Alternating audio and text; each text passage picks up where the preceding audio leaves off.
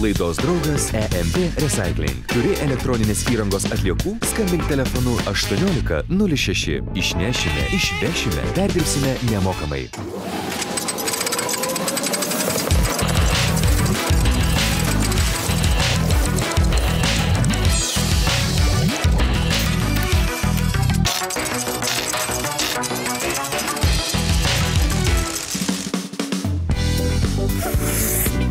Sveiki, mėlieji, nuostabieji ir nerealūs paprastai apie sudėtingus laidos žiūrovai. Ką tu čia veiki dabar? Gabrielė, didinu laidos reitingus ir stengiuosi, kad būtų linksmiau. Tai gal dar įsidėk dirbtinę krūtinę, kad būtų laidos reitingai didesni? Gabrielė, čia visiems senai žinomas žaidimas. Helio dujų dėka 2 amerikiečių studentai gavo dar vieną apdovanojimą. Ar žinai, už ką jis teikiamas? Nežinau, bet skamba visai neblogai. Nuo 1993 metų šis apdovanojimas yra teikiamas žmonėms, kurie mirė tik per savo kvailumą ir išsiblaškimą.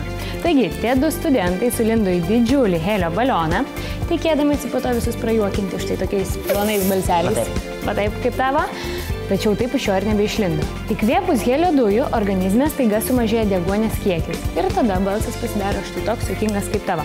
Tačiau įkvėpus per didelę helio dujų dozę, organizme deguonies tiesiog nebelieka. Tada kūnas tampa nebevaldomas ir taip linksma nebebūna. Gerai, aš supratau, ką tu norėjai pasakyti, bet aš net nebejoju, kad tam, kad pakenktų helis, tai reikia įkvėpti labai jau didelę jo dozę. O toks balionėlis yra skirtas tik tam, kad pakelti nuotaikai. Labai gerai pakelti. Viskas.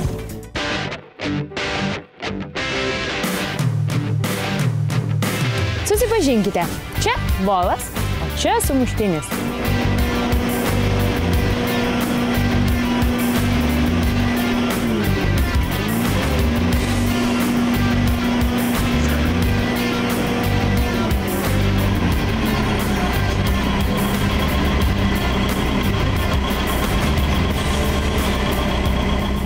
Čia komentuoti tiesiog nėra ko.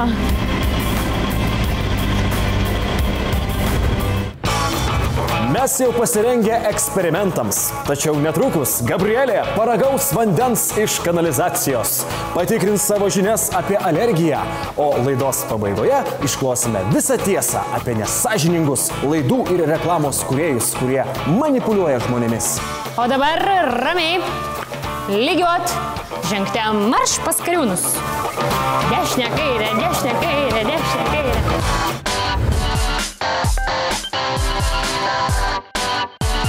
Mes esame Lietuvos didžiojo kunigaikščio Vytenio bendrosios paramos logistikos batalione vandens valymo kuopoje.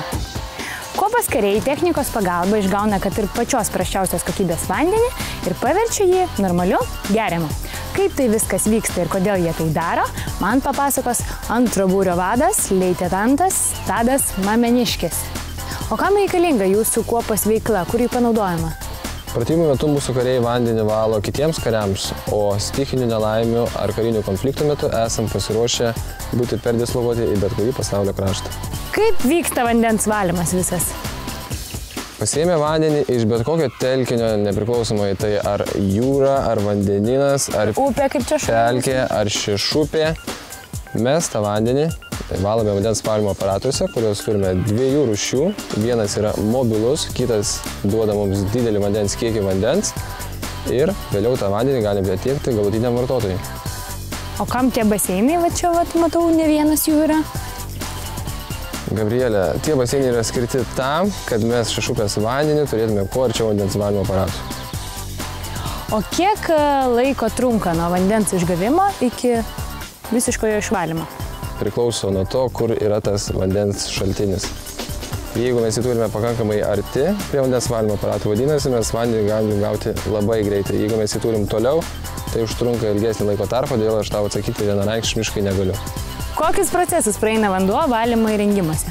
Valymo įrengimuose vanduo praeina pirminės filtracijos, tada galima sakyti viduriniosios filtracijos ir sekantis dalykas tai yra vandens chloravimas, kada jau mes norime apsisaugoti nuo bet kokių bakterijų. Ar galite išvalyti viską, o gal yra kokios ribos, kada jau vanduo nebeišvalomas iki gerimo vandens? Vanduo neišvalomas tik tuo atveju, jeigu jis yra užterštas su naftos produktais. Tada mes bijome sugadinti savo aparatūrą ir tokio vandens apskritai nevalome. Tai jūs norite pasakyti, kad galite išvalyti bet kokį vandenį, jeigu jis tik tai nėra užterštas naftos produktais. Taip, jūs esate visiškai teisi. Netgi jeigu vanduo bus užterštas cheminiais produktais ar tai radiacija, mes jį vis tiek išvalysime. Minėjote, kad galite išvalyti vandenį ir iš jūros, bet taigi jis yra surus. Nepriklausomai nuo to, ar vanduo yra surus, ar jis yra kažkaip kitaip užterštas, bet tiesiog tame vandenyje yra kietosios dalelės, kurias mes galime pašalinti su šiais aparatais. Tam, kad patikrintume, ar sakote tiesą ir mums nemeluojate, pažiūrėsime, kaip vandens valymas vyksta praktiškai. Gerai? Tikrai taip. Taigi, čia tik ką pasisėmiau vandens iš šio rezervuaro, kuris yra ganėtinai gelsvos spalvos. Ten plaukia įvairių dalelių, nelabai kvepia. Ir po viso proceso aš išgersiu šią stiklinę jau švaraus vandens, taip? Tikrai taip. Tai parodysite man viskas, kaip vyksta? Oi, kaip nekantrausiu žinoti. Gabrielė, šis dizelinis generatorius teikia elektrą vandens valymo aparatui. Čia yra valdymo pultas, kuriame stebimas visas vandens valymo procesas. Šis filtras yra pripildytas žvyro, aktyviąja anglimi ir kitomis aktyviomis medžiagomis, kurios padeda iš vandens pašalinti ištirpusias kietąsias daleles. Čia yra filtras, kuris laiko daleles didesnės negu 5 mikrometrai. Šiuose filtruose vyksta labai sudėtingi procesai, kuriems paaiškinti reiktų labai daug laiko, tačiau trumpai galiu pasakyti tiek, kad šiuose filtruose vanduo išvalomas nuo pačių mažiausių bakterijų. Šis siurblys sukelia ypatingai aukštą slėgį, kuris mums reikalingas tam, kad vanduo galėtų tekėti pro pačias mažiausias membranas. Čia yra vandens valymui naudojami chemikalai. Chloras sunaikina visas vandenyje esančias bakterijas. Polimeras suriša mažesnės medžiagas į didesnės tam, kad jos nepraeitų pro filtrus. Natrio heksametafosfatas apsaugo vamzdžius nuo apnažų ir korozijos. Citrinų rūgštis pašalina nuosėdas, taip pat reguliuoja pH. O kas čia? Vandens talpos. O kam jis reikalingos? Jose saugomas išvalytas vanduo. Ačiū. Na, štai čia kitas reikalas. Vanduo atrodo švarus, kvapas irgi geras. Tikrai galiu įgerti? Aš nebejoju. Tai į vandens valymo kopos sveikatą ir už mokslą. Labai skanus. Nepalyginsi su tuo geltonu. Ar žinote, kad jei pritraukčiau savo alkūnę prie liežuvio, atstumas tarp jų būtų labai mažas, tačiau to nepakaktų, kad paliečiau savo liežuvio galu alkūnę. Na, nebent turėčiau driežą liežuvį ar būčiau kokia cirko akrobatė. Pabandykime. Pasiėmam patogiai alkūnę ir traukiu su jum. Kad ir kaip norėčiau, tikrai nepavyksta. Galiu lažintis, kad daugelis iš jūsų dabar sėdėdami prie televizorio ekranų bandote savo liežuviu paliesti alkūnę. Pats veikiausias negazuotas silpnos mineralizacijos vanduo. Jį reikėtų gerti kasdieną. Na, o stipriai mineralizuotas vanduo jau veikia kaip vaistas ir jo vartoti per daug nepatartina. Gabrielė, ar tas vanduo bent jau buvo skanus? Na, gerti galima? Žinai, aš taip į tave žiūriu ir truputėlį abejoju. Ne, viskas gerai, viskas tvarkoja, bet tavo oda kažkokia tai paraudusi. Vanduo čia nekaltas, čia su pavasariu susijusi alergija. Alergija. Alergija. Alergija. Jeigu alergija, tai jau mokslo sritis, o apie ją būtina pakalbėti ir mūsų laidoje. Kaip visada, paprastai. Todėl ir atvykome pas alergologę Andželiką Homičienę, kuri mums ir papasakos, kodėl pavasarį pradedame čiaudėti ir dėl kokių priežasčių mums prasideda alergija.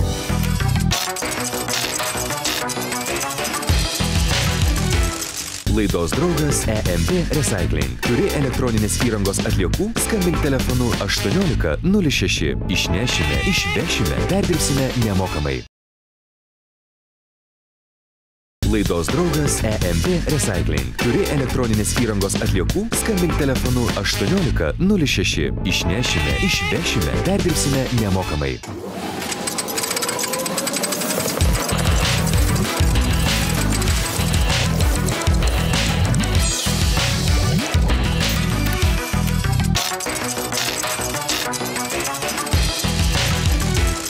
kodėl pavasarį pradedame čiaudėti ir dėl kokių priežasčių mums prasideda alergija. Tai kas vis dėlto yra ta alergija? Alergija yra padidėjusio jautrumo reakcija į įprastas medžiagas, tiesiog į nepavojingas, į nekaltas medžiagas, kurios yra aplinkoje. O kokie yra jo simptomai? Simptomai gali būti labai įvairūs, dažniausiai tai yra kvėpavimo sistemos simptomai, tai yra sloga, alerginė astma, kuri pasireiškia dusuliu, kosuliu, švokštimu krūtinėje, arba odos simptomai, gali būti dilgėlinis bėrimas, dermatitas, tai yra įvairios rausvos, niežtinčios, pleiskanojančios dėmelės odoje. O dėl kokių priežasčių pas žmonės atsiranda alergija? Manoma, kad įtakos turi paveldėjimas, taip pat mūsų aplinka, jos užterštumas, mūsų gyvenimo būdas. Populiari šiuo metu yra higienos hipotezė, kuri aiškina alergijos atsiradimą mūsų švariomis, ko ne steriliomis gyvenimo sąlygomis. Tai yra mūsų imunitetas vietoj to, kad kovoti su infekcija, su kažkokiais pavojingais aplinkos faktoriais, pradeda kovoti su nekenksmingais faktoriais, kurie yra ore, kurie patenka į mūsų organizmą. Tai kaip suprantu, alergijos susirgymų dažnėja. Iš tiesų, jų daugėja visam pasaulyje, ko geresnės gyvenimo sąlygos, to alergijų yra daugiau. Tai yra pastebėta jau seniai ir manoma, kad tai yra būtent susijęs su geromis gyvenimo sąlygomis. Na, o dabar už lango pavasaris, geras oras, pradeda žydėti įvairius augalai. Kokie dažniausiai sukelia alerginės reakcijas? Iki pavasarį mes dažniausiai susiduriam su medžių žiedadulkėm. Lietuvoje labai dažnai alergizuoja alksniai, beržai ir lazdynai, tai yra jų žiedadulkės. Vasara tai yra pievų žolės, į vasaros pabaigą žydi piktžolės. Taigi įvairiais mėnesiais gali alergizuoti skirtingi augalai. Pavasarį medžiai. O kokios žolės ar piktžolės alergizuoja?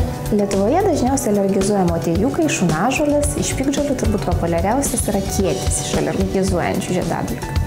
O gal alergizuoja dar be augalų kažkas? Be abejo, alergizuoja organizmą gali ne tik žiedadulkės, bet gali ir maisto baltymai. Pavyzdžiui, kūdikius dažnai alergizuoja karvės pienas, kiaušinis, suaugusiems žmonėms irgi pasitaiko alergija įvairiem maisto produktam.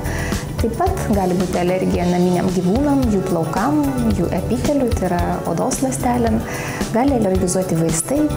O jeigu žmogus augina katę ir staiga tampa jai alergiškas, ar tai reiškia, kad jis nebegali jas auginti, ar tai yra gydoma?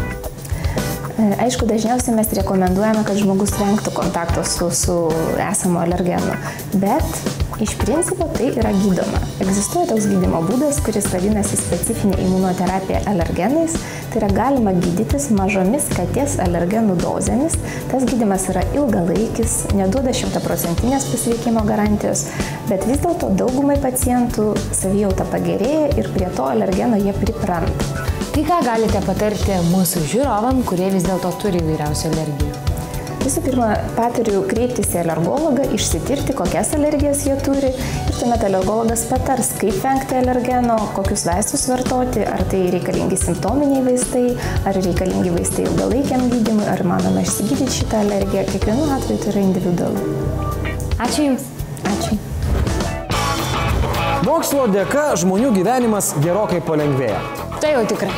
Tačiau dėl to paties mokslo tie patys žmonės kartais yra linkę apsisunkinti savo gyvenimus. Ir mes nuo jų neatsiliekame. Šiandien mėginsime pripūsti balioną, jo visai nepūsdami. Turime omenyje, kad mes jo nepūsime įprastu būdu, tai yra pučiant burną. O pabandysime jį pripūsti naudodamiesi acto ir sodos garais, kas atrodo kol kas galbūt ir sudėtinga, tačiau pilnumoje įmanoma. Mums reikės acto, Sodos, piltuvėlio ir kolbelės. Gerai, visų pirma, mums reikėtų viską daryti nuosekliai ir įpilti į štai šį balioną šiek tiek sodos. Tam naudosimės piltuvėliu. Paprašysiu tavęs, Gabrielė, įberti šiek tiek sodos. Tai balionėlis dar gali šiek tiek. Gerai. Man atrodo, kad bus gal ir gana. Kaip matote, balionėlis yra visas pilnas sodos. Na, praktiškai daugiau negu pusę galbūt. Taip, actą mes įpilsime į štai šitą kolbelę. kiek? Pilkime tokius 150 ml kažkaip. Iki 150, dar šiek tiek ir gana. Manau, kad užteks mūsų eksperimentui. Belieka užmauti balioną ant kolbelės ir pasižiūrėti, ar sodos ir acto garai sugebės jį pripūsti. Jeigu mums pavyks, tai bus puikus būdas, kaip pūsti balionus prieš vakarėlį. Tikriausiai. Aš paprašysiu tavęs, Gabrielė, užspausti baliono kraštą, kol aš uždėsiu jį ant kolbelės. Taip, balionas jau čia paliktas. Ir dabar tau beliks tik tai imti ir suberti visą šitą turinį į kolbelę. Aš truputėlį atsitrauksiu. Aš tai nutikiu. Aš galiu. Tu gali. Ir žiūrim, kas čia bus. Berim. Vaikeli. Štai. Geras, veikia. Balionas pučiasi. Pučiasi. Kol jisai nesprogo, pasakysiu, kad galit, žinoma, tą įsimėginti ir namuose tu stovė, Gabrielė. Eksperimentas yra tikrai nesudėtingas, tačiau klausimas, ar tai tikrai yra patogus būdas pūsti balionus, nes užima ir laiko turbūt ir pastangų. Bet bent jau prieš draugus pasirodyti tikrai galėsite. Taip, balionas praktiškai pripūstas. Tu, Gabrielė, palaikyk kolbelę. Taip, pabandysime jį užrišti. Iškart pasakysiu, kad viduj baliono nėra jokio vandens. Bet aš jau jį beriždamas jaučiu, kad jis yra gerokai kitoks negu įprastas balionas. O mistika yra tokia, kad sodos ir acto garai, kurie yra užpildę štai šį balioną, jį gerokai apsunkina. Ir jisai yra panašus į štai tokį balioną. Kaip matote, sunkus, krentantis ir visai nekylantis į orą. Tai pūsti per vakarėlį negalėčiau. Galėtum, bet ką su juo veikti, mėtytis gal galėtumėte, kur kas patogiau būtų. Kaip ir minėjau, šį eksperimentą be vargo galite pasidaryti ir namuose. Išlankstyk man, žirafą. Ką tokio? Mokslo žmonės ne visada būna populiarūs, nes kartais jie kalba tokius dalykus, apie kuriuos daugelis norėtų nutylėti. Šiandien mes kalbėsime apie televiziją. Nuostabų išradimą pakeitusi visą pasaulį. Ir čia dirba iš tikrųjų labai daug nuostabių, gražių, fantastiškų žmonių. Tačiau atsiranda ir tokių, kurie nori būti gudresniais už kitus ir imasi neteisėtų veiksmų. Ir visa tai tik tai tam, kad būtų lengviau įtikinti prie televizoriaus besilsinti žiūrovą. Šiandien kalbėsime apie manipulacijas, 25-ąjį kadrą, Eriksono metodą ir kitus metodus. Mes esame komunikacinių agentūrų asociacijoje KOMA ir pakalbinsime reklamos specialistą Gintarą Šeputį. Tai kas vis dėlto yra tas mistinis 25-asis kadras? Papasakokite trumpai iš techninės pusės. Žmogaus akis yra įpratusi 24 stop kadrus arba nejudančius vaizdus skaityti kaip nuoseklų vaizdą, kaip judesi. O 25 kadras yra tas kadras, kurio nesimato, kuris yra įdėtas į tą 24 kadrų seką. Ir kaip jisai veikia žmogų, žiūrovą? Manoma, kad jisai veikia žmogų į pasąmonę. Tai yra, kad tas poveikis šiandien dienai nėra nei iki galo paneigtas, nei iki galo įrodytas. Tiesiog mokslininkai dėl to ginčiasi. Vieni sako, kad tas poveikis yra, kiti sako, kad jo nėra. Jisai manipuliuoja žiūrovą, ar ne? Tam tikrą prasme galima sakyti taip, nes mes nežinome jo galutinio poveikio. Yra tiesiog padaryti keletą tyrimų pakankamai senai, 57 metais, kuriuos atliko James Vickeri, kurių pagalba buvo paskatintas Coca-Cola ir popcorn pirkimas seanso piknik metu. Bet kai paprašė jo pateikti 62 metais detalius duomenis, jis pasakė, kad tai buvo sufabrikuotas tas tyrimas. Ar yra įstatymas, kuris draudžia galbūt naudoti manipulacijos būdus Lietuvoje ir užsienyje? Yra įstatymas draudžiantis reklamą, kuri yra paslėpta. Manyčiau, kad reklama, kuri manipuliuoja vartotojų, arba jam to nesuvokiant, tai apie ką mes ir kalbamės. Šiandien, kam būtų galima priskirti 25 kadrą, tai yra reklama, kurios vartotojas iki galo nesuvokia, nes jisai veikia pasąmonę. Tai yra draudžiama reklama. O šiaip, jeigu kalbėti apie televizijos transliuotojus, tai jie visi, mano žiniomis, yra prisijungę prie tokios reklamos draudimo arba nerodymo. O yra daugiau manipuliacijos žmogumi būdų? Matot, manipuliacija yra tokia savoka, kur iš principo tam tikros psichologinės mokyklos mano, kad visas žmonių tarpusavio bendravimas yra manipuliacija. Tai jeigu taip žiūrėti į visą mūsų tarpusavio bendravimą, kaip į siekį išgauti kažką, kas mums yra naudinga, tai reklama taip yra visa manipuliacija. Tai, ta prasme, ypač tai galėtų būti pasakytina apie vaizdinę reklamą, kur yra rodomi žmogaus jausmai, kur yra, jie bandomi perkelti prekės ženklui, tai vienareikšmiškai, jeigu taip plačiai žiūrėti į manipulacijos savoką, tai taip, tai yra manipulacija. O šiaip, jeigu žiūrėti, reiškia, jau į tuos tokius metodus, kurie galbūt nėra iki galo leistini, nu, tai tas pats, reiškia, Eriksono hipnozės metodas, kur kartais bandoma jo pasinaudoti. Tai yra bandymas įteikti žmogui per televizijos ekraną, kad jam kažkas skauda ir paskui pasiūlyti sprendimą, reiškia. O iš tikrųjų skauda. Jo, bandymas, nežinau, vėlgi kažkokį tai atėjusi pro duris tiesioginį pardavėją, reiškia, jis pasinaudoja tam tikrais metodais ir automatiškai įkiša jums daiktą, kurio jums nereikia. Bet manipulacija yra toks dalykas, kuris visą laiką turi atoveiksmį. Jeigu aš įsigijau daiktą, kurio man nereikėjo, aš po kurio laiko suvokiau, kad manim buvo sumanipuliuota. Antrą kartą sumanipuliuoti manimi bus žymiai sunkiau, negu tą padaryti buvo pirmą kartą. O ar jūsų ilgoji reklamos darbo praktikoje yra pasitaikę atveju, kai užsakovai prašė panaudoti manipulacijos būdus reklamoje? Dažnai klientai paklausia apie tai, ar įmanoma padaryti tą reklamą paveikesnę, bet kada jiems pasakai, kad tie būdai nėra, reiškia, legalūs arba jų negalima naudoti, tai tuo viskas ir baigėsi dažniausiai. Kokios reklaminės kampanijos yra galbūt nuskambėjusios garsiausiai naudojusios 25 kadrą? Tai viena jau ta minėta su Coca-Cola, o šiaip dar yra buvę kampanijų tokių kaip ATN televizijos reklama Jekaterinburge, kur parašė "Sėdėkit ir žiūrėkit mus". 25 kadre buvo transliuojama. Taip pat buvo JAV išleista kasečių serija, kurioje irgi buvo įdėtas 25 kadras užrašų "Nevok". Teigiama, kad po tų kasečių išleidimo vagysčių sumažėjo 50% iš prekybos centrų.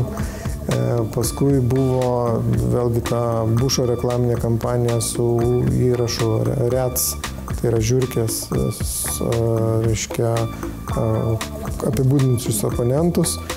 Paskui vėlgi buvo kampanija su žvaigždžių karuose, buvo naudojamas orlaivis su užrašu Coca-Cola ir taip toliau ir panašiai. Tai erdvėlaivis. Ačiū Jums. Prašom. Tikimės, kad ši laida Jums buvo įdomi ir naudinga. O kad ji būtų dar įdomesnė ir dar naudingesnė, rašykite mums Facebook'e, paprastai apie sudėtingus laidos profilyje. Jūs siūlykite, o mes galvosime ir eksperimentuosime. Rezultatą pamatysime jau kitą savaitę. Iki. Ate! Viskas. Gerą laiką. Normaliai. Eksperimentai buvo neblogi.